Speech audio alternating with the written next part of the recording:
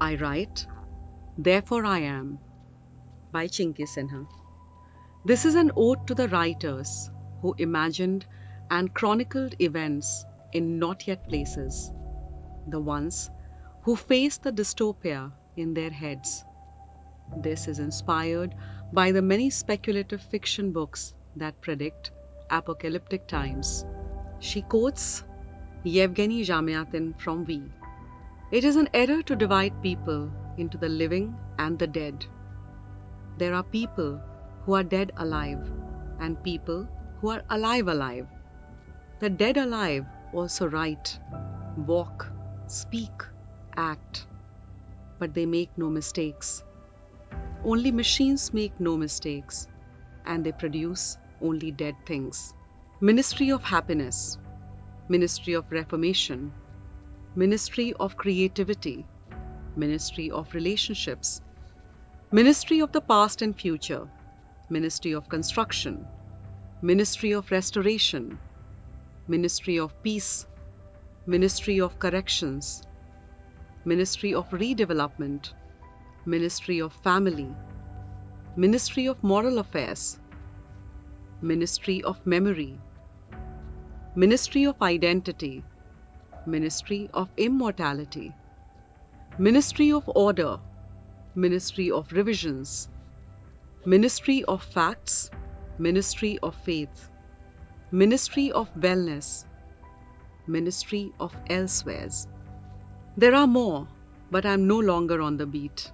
I lost my job as a journalist when the editor announced there would be a happy news section, and in stories where the copy desk would find any traces of unhappiness, they'd flag them. I had too many unhappy stories of too many sad people. I was asked to leave. I'm happy that I wasn't taken for questioning or sent to the wellness centers for a scan of my brain. I think it would have cost the exchequer a lot to send everyone for such scans. These scans were still being done by private healthcare companies and hadn't yet been subsidized by the superstate. So I am left with some memory and some imagination. I write this from a place that's on the outside. Although we can sometimes go into the Shine City for coupons to collect our rations, all veg. We work under the Ministry of Development. We get some wages, enough to survive, not enough to live. But we are happy to be alive with white shiny teeth, a gift from the wellness schemes. Things could be a lot worse. We keep our heads low and build the flyovers and roads and bridges and malls and luxury housing complexes and detention centers that are now called reformation centers. The denizens of the Shine City live inside a huge dome where the weather is controlled. They don't shiver or sweat like us who live on the periphery. The dome isn't expensive to maintain. They're trying to get us a dome too, but for now, we are happy with the promise of it. Inside the domes, there is sterile sky with no patches, just bright blue. The innovations are infinite. Hail the keeper, hail the followers. Repeat thrice, be grateful, be happy, be one. I once used to work at the lab, a glass and steel structure. I had a rented apartment in a neighborhood where all kinds of people lived. But these mixed neighborhoods had been marked for redevelopment. The lab looked like an octopus if you were to stand in the watchtower, fitted with drone-like machines to keep an eye on the ground. They even scanned the space for anything that other planets might be sending to disrupt the process of securing the glorious future.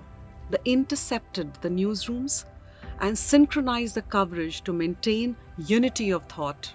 They were all to be under the canopy of one, and newspapers and websites were full of writings of the great benefits of this great move proposed by the keeper, whose ability to talk with species other than humans had also been greatly advertised in the media, giving the keeper some superhuman attributes that would inspire confidence in people.